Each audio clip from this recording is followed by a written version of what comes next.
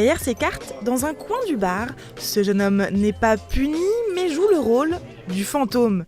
Son objectif, aider ses coéquipiers à retrouver l'assassin. Je me suis fait tuer et en fait on essaie de trouver le meurtrier. Du coup on a le lieu, le meurtrier et l'arme du crime à trouver. Et du coup moi en fait j'essaie de les aider en donnant des cartes et en essayant de faire deviner. Ce groupe d'amis joue au Mysterium, une sorte de Cluedo qu'ils sont venus tester dans un bar strasbourgeois pas tout à fait comme les autres. Entre collègues ou entre amis, jeu de stratégie ou jeu d'adresse, la bonne humeur est au rendez-vous, mais avant de se lancer, il faut tout d'abord choisir son jeu de société.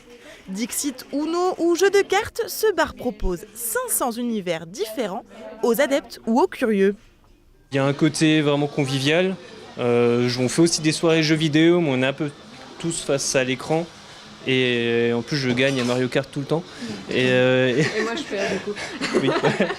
Et du coup, jeu de société, c'est sympa parce qu'il y a un peu d'aléatoire, il y a un peu de tout, puis on peut varier aussi régulièrement. J'étais pas très jeu de société, mais c'est vraiment grâce à ici que je deviens curieux en fait et j'essaie de voir quels jeux peuvent m'intéresser, quel type de jeu où je suis fort ou bien que ça m'intéresse pas, etc. Ça change un peu des autres bars où on fait un peu que boire. Bon, on peut discuter, mais ici, du coup, ça nous fait une activité sympa pour rigoler, s'amuser. Il y en a plein que je connais pas, donc c'est bien de pouvoir les essayer, de pouvoir en essayer plein sans forcément les acheter ou les louer. À l'origine, 3 Toulousains, après un coup de cœur, le concept s'exporte de la Ville Rose jusqu'à Strasbourg. Ludivine est aux commandes du bar ouvert il y a 3 semaines. Contrairement aux jeux vidéo, avec les jeux de société, on discute autour de la table. Les gens découvrent des nouveaux jeux qu'ils vont ensuite acheter. Enfin, là, avant Noël, il y a des gens qui sont venus tester des jeux et qui ensuite les ont achetés pour Noël. Ouais. Puis ça permet de faire vraiment un apéro dans un bar, mais un peu comme à la maison, mais en même temps avec le service du bar. Les jeux sont prêtés le temps d'une soirée. La gérante est là pour conseiller. Elle peut aussi dire quel jeu marche le mieux.